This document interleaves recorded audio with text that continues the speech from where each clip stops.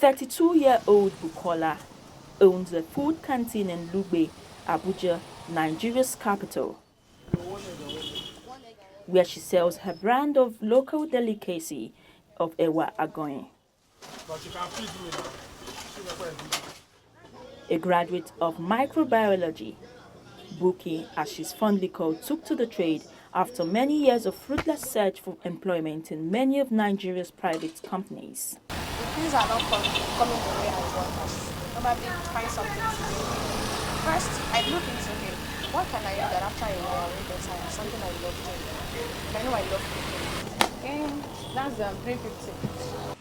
Although Buki graduated with good grades, she just couldn't secure any job, even in the public sector where job vacancies are allegedly sold to highest bidders. It was really challenging. You know, there are times I even cried. Because I look at myself and this is not what I want, this is not what I want to do. But I just said, I'm not stealing, I'm not selling myself. I'm using one thing I love to do, pay bills.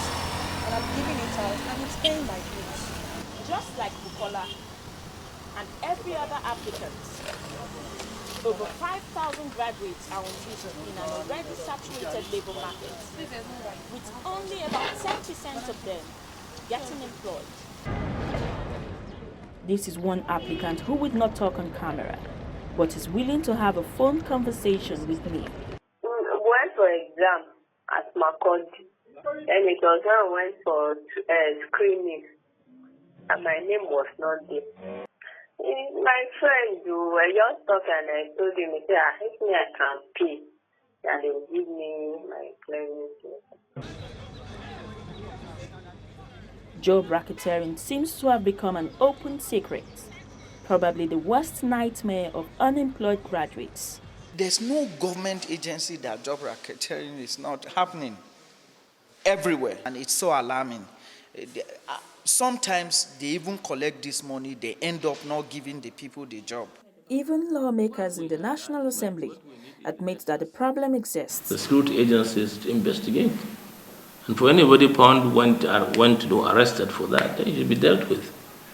Nigeria has initiated several policies and social intervention schemes like You Win and Empower to close the unemployment gap.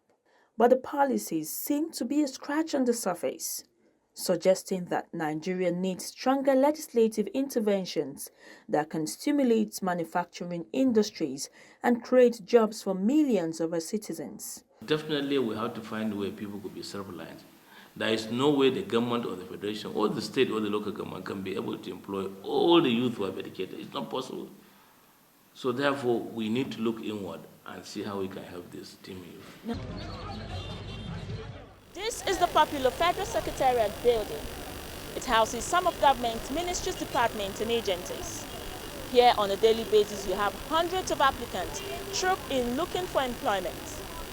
The challenge, however, is that only a handful of them can get into the system. That handful must have connections as well. Reports have indicated that children of politicians and those with privileged contact are the ones lucky enough to land plum government jobs through secret employments. Shade Omonisaye, AIT News, Abuja.